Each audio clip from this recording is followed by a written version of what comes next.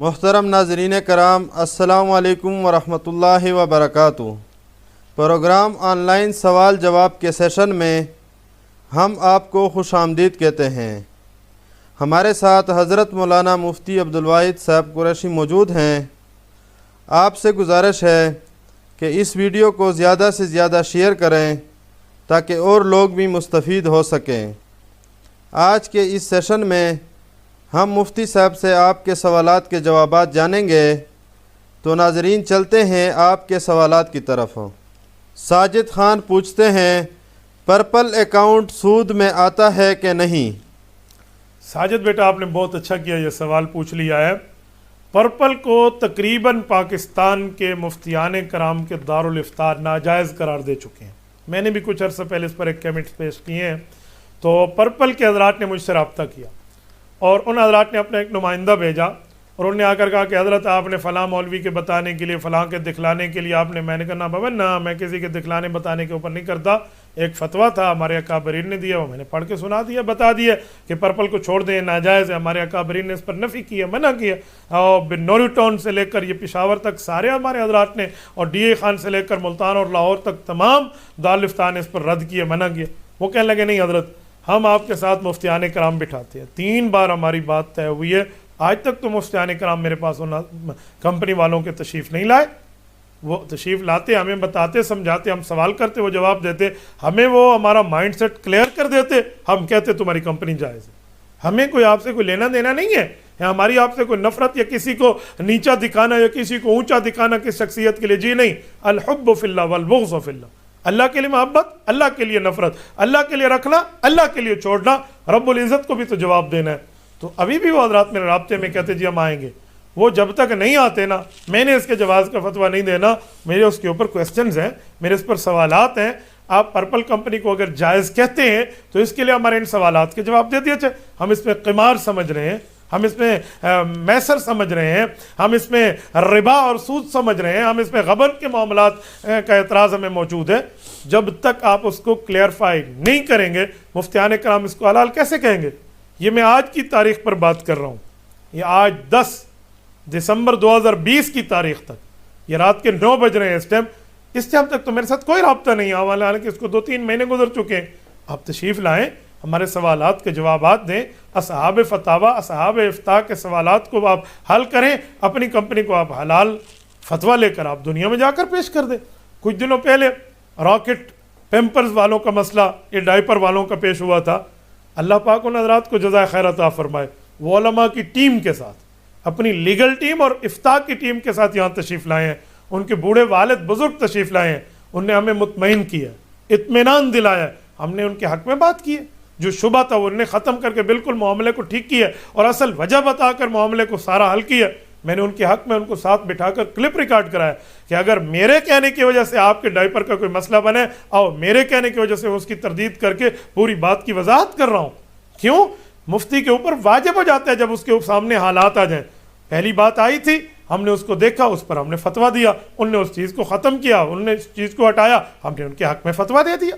اگر ان کے خلاف بات کی تو ان کے حق میں بھی بات کی ہے، اور دونوں کے معاملات کو سامنے رکھا ہے، کلیئر ہو گیا۔ وہ دن یہ دن ہم نے اس کو کوئی نہیں پوچھا، کوئی غلط نہیں، بلکہ وہ حضرات تو ہمارے تھینک فل کر رہے ہیں، شکریہ ادا کر رہے ہیں کہ حضرت آپ نے بہت اچھا کیا۔ میں نے کہا یہ شکریہ آپ جانے، آپ کا معاملہ جانے، آپ نے ٹھیک کام کیا، ہم نے آپ کے لیے اچھا فتویٰ جو لکھ دیا ہے وہ آپ کی ذات کے لیے نہیں لکھا، اللہ کی رضا کے لیے لکھا، اور غلط کہا تھا تو بھی اللہ کی رضا کے لیے۔ جب وہ چیز چلی گئی، اب آپ کا خریدنا، لینا، دینا، بیچنا بالکل جائز ہے، ٹھیک ہے۔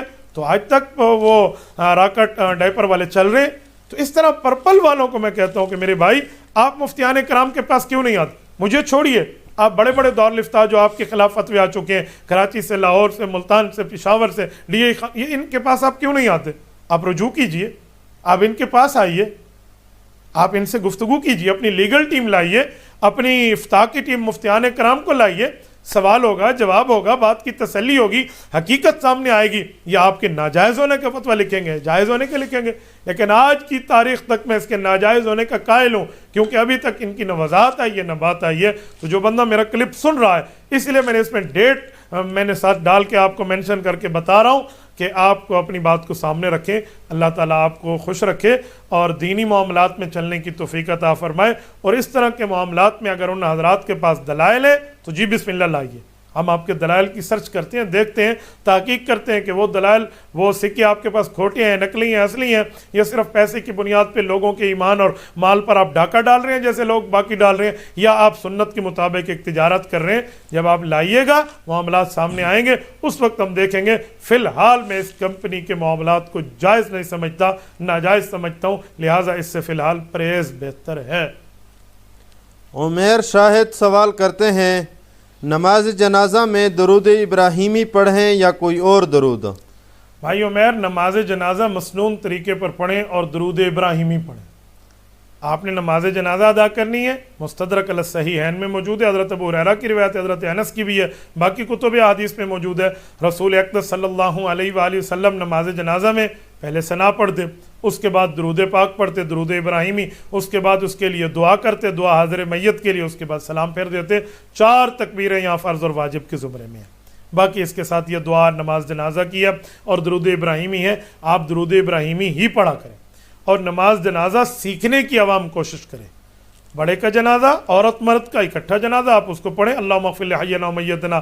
نابالغ بچی کا اللہم اجعل حالنا, نابالغ بچے کا اللہم اجعل حولنا. پورے جنازے موجود ہیں, آپ اس کو یاد کریں, آپ اس کو اپنے ذہن میں بٹھائیں, پوری دعائیں کو پڑھیں, علماء کے ساتھ رہیں. اور جنازہ کیسے پڑھنا ہے, کیسے نہیں پڑھنا, اس کے معاملات کیسے ہیں, اس کا باقی معاملہ کیسا ہے, یہ سمجھیں اور اپنے اوپر لازم کریں, تاکہ آپ کو پتہ ہونا چاہیے فوت ہونے والے کو دنیا میں جانے کے بعد آپ آخری تحفہ اور قبر کی زندگی شروع ہونے کا پہلا تحفہ جو آپ اس کو دے رہے ہیں تو اچھے طریقے سے آپ دیں. سردار وقار سوال کرتے ہیں, کیا بازو پر کسی کا نام لکھوانا جائز ہے یا نہیں؟ وقار, ایک بات آپ کی خدمت میں کیے دیتا ہوں. یہ بازو پہ نام لکھوانے کا مطلب کیا ہے؟ پین سے لکھوا رہے ہیں یا چھید کے لکھوا رہے ہیں؟ اگر آپ پین سے لکھوا رہے ہیں یہ مٹ جائے گا, نہیں مٹ جائے گا تو بازو ننگا ہوگا, آپ واش روم میں جائیں گے. اللہ کے نام کی توہین ہے, آپ کیوں لکھ رہے ہیں؟ اور اگر آپ چھید کے لکھوا رہے ہیں تو جسم کو یوں چھیدنا حرام ہے, جائز نہیں ہے, بالکل غلط ہے. آپ نے کیوں چھدوایا؟ آپ اس جگہ چھید کے ٹیٹو بنوا رہے ہیں اور نام لکھوا رہے ہیں, یہ اسلام میں حرام ہے. اللہ نے ہمارے جسم ہمیں جو دیے ہیں وہ بطور امانت دیے ہیں. اس امانت میں کسی کی ایک انگلی کاٹنا جائز نہیں ہے, تو اس کی یہاں سے کاٹ کے بغیر ضرورت کے. یہ جو ہم آپریشن کرواتے ہیں, یہ آپریشن تو ضرورت کی بنیاد پہ, آپ کو یہاں کیا ضرورت ہے؟ آپ کی تو ID کارڈ بن چکا ہے.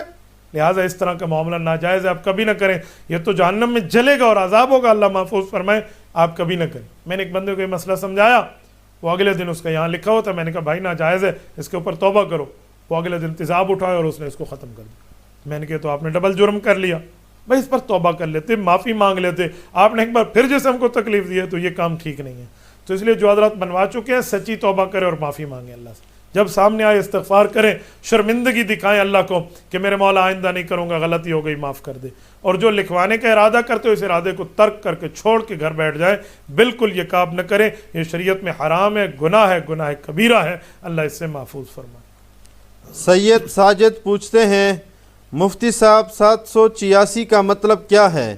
بعض لوگ کہتے ہیں کہ یہ بسم اللہ کا متبادل ہے, کیا بسم اللہ کی جگہ پر 786 لکھ سکتے ہیں؟ سید صاحب, میں آپ کی خدمت میں ایک بات بڑے احترام سے عرض کیے دیتا ہوں. آپ رسول اللہ صلی اللہ علیہ وسلم کی اولاد ہیں اور سید ہیں, ہمارے لیے سادات قابل احترام ہیں. الحمدللہ میری والدہ مکرمہ رحمۃ اللہ علیہا یہ بھی سیدہ تھی. تو شاہ جی 786 کا ورڈ اس سے بسم اللہ بنتی ہے, یہ بات تو ٹھیک ہے, یہ بسم اللہ پر ایک علامت ہے, ایک نشانی ہے. لیکن 786 لکھ کر آپ یہ سمجھے کہ مجھے بسم اللہ الرحمن الرحیم پڑھنے کا ثواب مل گیا, یہ نہیں ملے گا. ایک بطور نشانی ہے, ایک بطور علامت ہے. تو حروف ابجد سے ہمارے اہل فن لکھتے ہیں, لیکن یہ اہل فن ہی تک محدود رہے, آگے نہ ہو, کیونکہ شرک اور شکر کے ابجد اور حروف ایک ہے. جو شرک ہے نا, یہ شین را اور کاف, یہی شکر ہے, شین کاف اور را. تو یہ شرک لکھا ہوا ہے یا اللہ کا شکر لکھا ہوا ہے, اس کا نمبر تو ہوگا ایک. اب لکھنے والے کی مرضی پر منحصر ہوگا. اس لیے عام بندے کو اس سے بچنا چاہیے، اہل فن تک محدود رہے۔ اور اگر 786 لکھنا ہے تو آپ لکھ لیں، بسم اللہ پر دلالت کرتا ہے، لیکن اس کا یہ مطلب نہیں ہے کہ آپ کو بسم اللہ لکھنے اور پڑھنے کا ثواب بھی مل گیا۔ بسم اللہ لکھنے اور پڑھنے کے ثواب کے لیے آپ کو بسم اللہ الرحمن الرحیم لکھنی ہوگی، اور جب یہ آپ نے لکھ لیا، یہ بسم اللہ کے قائم مقام نہیں ہے، صرف بسم اللہ کا ایک علامت اور نشانی۔ اور حدیث پاک میں کہ جو کام اللہ کے نام سے شروع نہ کیے جائے وہ دم برید ہے، لہٰذا بہتر ہے کہ آپ بسم اللہ الرحمن الرحیم یا پڑھ لیا کریں یا بسم اللہ الرحمن الرحیم لکھ لیا کریں۔ اس کو آپ نے لکھنا ہے تو آپ لکھ لیں، لیکن اس کو بسم اللہ کی علامت سمجھیں، بسم اللہ والا ثواب نہ سمجھیں۔ یلجان سوال کرتے ہیں، میری بیوی نماز نہیں پڑھتی، کوئی حل بتا دیں جزاک اللہ۔ بھائی الجان، آپ کی بیوی آپ کے لیے کھانا پکاتی ہے؟ آپ کے ساتھ باقی معاملات میں کوآپریٹ کرتی ہے؟ جی کرتی ہے۔ تو پھر آپ کی بیوی نماز نہیں پڑھتی، یہاں کوآپریٹ کیوں نہیں کرتی؟ آپ اس کو سمجھائیں نا، آپ بتائیں، ڈنڈا اٹھا کر اسے آپ نہ کہیں نا، پیار سے کہیں۔ یا آپ کی بیوی اس لیے نماز نہیں پڑھتی کہ آپ سوئے ہوئے ہیں، چل تو پڑھ، آپ پڑھ لیں، آپ نماز پڑھ لیں، اللہ خیر کرے گا۔ تو وہ کیسے پڑھے گی؟ آپ خود رول ماڈل بنے نا، آپ پڑھ کے دکھائیں گھر میں نماز، آپ صبح اٹھے پھر بسم اللہ الرحمن الرحیم ہے، پھر گھر والی بھی اٹھے گی۔ میری گھر والیاں بھی میرے پاس ہیں، میں بیٹھا ہوتا ہوں، بعض اوقات ذکر کے لیے میری گھر والی میرے ساتھ بیٹھی ہے، میں نے ذکر شروع کیا، اس نے بھی شروع کر لیا۔ ایک بار ہم بیٹھے ہیں، میرے کہنے کے بغیر اس نے شروع کر لیا ساتھ۔ کیوں؟ بندے کو کرنا چاہیے، دیکھ کے معاملہ ہوتا ہے۔ اولاد ہے یا آپ کے ازواج ہیں، وہ آپ کی اتباع میں چلیں گے، آپ خود نماز پڑھیں اور اللہ سے مانگیں، ان کے لیے بھی دعا کریں، اور بیوی کو ترغیب دیں، اسے بتائیں، سمجھائیں، اسے ہو سکے تو مستورات میں اپنے ساتھ روزے میں لے کر جائیں اور وقت لگوائیں اللہ کے راستے میں۔ وہاں نہیں ہے تو آپ اللہ کے راستے میں اور وقت لگوائیں، یعنی اسے مدرسے میں تبلیغ سننے کے لیے بھیج دیں۔ اللہ کا راستہ بہت بڑا ہے، صرف روزے تک محدود نہیں ہے، آپ مدرسے میں لے کر جائیں، خواتین کے بیان میں لے کر جائیں، یہ بھی اللہ کا راستہ ہے، وہاں پر جا کر اسے سمجھائیں، اسے بتائیں، اسے دینی صحبت دے، دینی معاملات دے، دینی کتب لے کر دیں، تاکہ وہ پڑھے سمجھے اور اپنے دین کو سمجھ بھی سکے اور آگے سمجھا بھی سکے۔ حسان حامدی انڈیا سے سوال کرتے ہیں، کیا جمعے کے خطبے کے دوران خلفائے راشدین کا نام لینا ضروری ہے؟ اس کے بغیر خطبہ ہوگا یا نہیں؟ حسان بیٹا، جمعے کا خطبہ تو بہت مختصر بھی ہے، آپ کھڑے ہوں، آپ اس میں حمد و ثنا کریں، الحمدللہ کریں، سبحان اللہ کریں، بیٹھ جائیں، پھر جمعے کو دوسرے خطبے کے لیے کھڑے ہوں، اس پہ الحمدللہ سبحان اللہ یہ باتیں کہہ دیں، آپ کو خطبہ تو ہو گیا۔ یہ مختصر سا خطبہ ہے، لیکن یہ بات نہیں ہے۔ جو ہمارے حضرات، ہمارے اسلاف، ہمارے بزرگ، ہمارے بڑے، ہمارے اکابرین، یہ جو خطبہ پڑھتے ہیں جس میں آیات بھی ہیں، حمد و ثنا بھی ہے، احادیث بھی ہے، پھر اس کے ساتھ صحابہ کرام، اہل بیت عظام، پیغمبر علیہ الصلوۃ والسلام کے نواسے، ان سب کے نام بھی ہیں، تو یہ بہت بڑی بات ہے۔ کیوں؟ قدح صحابہ ہو تو مدح صحابہ ہونا چاہیے، جہاں صحابہ اور اہل بیت کے بغض کو پالا جائے اور بتایا جائے تو وہاں صحابہ اور اہل بیت کی محبت کو پیش کیا جانا چاہیے۔ اسی لیے صحابہ کے نام بھی ہیں، اہل بیت کے نام بھی ہیں، پیغمبر کے چاروں صاحبزادیوں کے نام بھی ہیں، حضرت امام اعظم ابو حنیفہ تک، حضرت معاویہ بن ابی سفیان تک رضی اللہ تعالی عنہم تک، سب کے نام ہیں، لینے چاہیے۔ احادیث بھی پڑھنی چاہیے، آیات عقیدے کے اوپر پڑھیں، احادیث عقیدے کے اوپر پڑھیں، ان کے ایمان اور عقیدے کو سمجھانے کے لیے، عمل کے بتانے کے لیے پڑھیں، تو یہ بہت اچھی طرح بات ہے۔ اسی لیے ہمارے اکابرین کی ترتیب ہے، وہ اس خطبے کو کامل کر کے پڑھتے ہیں، یہ ساری چیزیں اس میں رکھتے ہیں، اور خطبے پر اتنا ہی ٹائم لگائیں جتنا آپ کا نماز کے اوپر ٹائم لگ رہا ہے۔ یہ نہ ہو خطبہ لمبا اور نماز چھوٹی، اور نماز لمبی اور خطبہ چھوٹا۔ آپ برابر کی بنیاد پہ دیکھ کر اس خطبے کو پڑھ لیں۔ باقی اس کی تفصیل کیا ہے، باقی اس کے معاملات کیا ہیں، وہ حضرت تھانوی رحمۃ اللہ تعالیٰ علیہ کے جمعے کے خطبے موجود ہیں، باقی حضرات کے موجود ہیں، شیخ العرب والعجم حضرت مولانا عبد الستار توسوی رحمۃ اللہ علیہ کا موجود ہے۔ اس طرح کے خطبات کو آپ سامنے رکھ لیں اور اس سے اپنا معاملہ اور نتیجہ نکال لیں۔ محمد حمزہ پوچھتے ہیں، رات کو وضو کرنا سنت ہے، لیکن والدہ سردی کی وجہ سے وضو نہیں کرنے دیتی، اور والدہ کی بات ماننا بھی ضروری ہے، تو اب کیا کرنا چاہیے؟ حمزہ بھائی، ماں کی بات ماننا فرض ہے، رات کو وضو کرنا سنت ہے، سنت پر ماں نے روکا ہے، آپ کو فرض ماں کی بات ماننی چاہیے۔ اس پر میں ایک درمیانی راستہ سمجھائے دیتا ہوں۔ امی جی روک رہی ہیں ود ریزن، وداؤٹ ریزن نہیں، بلکہ وجہ کے ساتھ کہ بیٹا سردی ہے، ٹھنڈے پانی سے وضو نہ کریں، آپ کو زکام لگ سکتا ہے، یہ شفقتاً حکم ہے۔ آپ کہیں امی میں وہ وجہ ختم کیے دیتا ہوں، پانی گرم کر لیتا ہوں، گرم پانی سے وضو کر لوں گا، سنت بھی ادا ہو جائے گی، ماں کا دل بھی خوش ہو جائے گا۔ تو بہت اچھا طریقہ ہے، بہت آسان طریقہ ہے. باقی طریقے آپ سے نکلتے ہیں، باقی معاملات آپ سے چلتے ہیں، تو یہ بھی طریقہ ایک اچھے طریقے سے لے لیں. انہیں کہ امی میں گرم پانی سے وضو کر لیتا ہوں اور اس کے بعد رات کو سو جاؤں گا.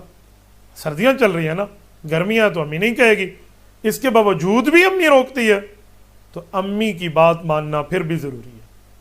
ماں کے قدموں تلے جنت ہے. قرآن کریم کی آیت ہے وَإِن جَاهَدَاكَ عَلَىٰ أَن تُشْرِكَ بِي مَا لَيْسَ لَكَ بِهِ عِلْمٌ فَلَا تُطِعْهُمَا وَصَاحِبْهُمَا فِي الدُّنْيَا مَعْرُوفًا. اللہ کہ میرے بندے اگر تجھے تیری ماں اور باپ شرک کا کہہ دے کہ تو شرک کر، اللہ کے ساتھ شریک کر، دین چھوڑ دے، ایمان اسلام اور مذہب چھوڑ دے، ایمان چھوڑ دے، ایمان کو بدل دے، عقیدہ اور نظریہ بدل دے، یہ بات نہ ماننا.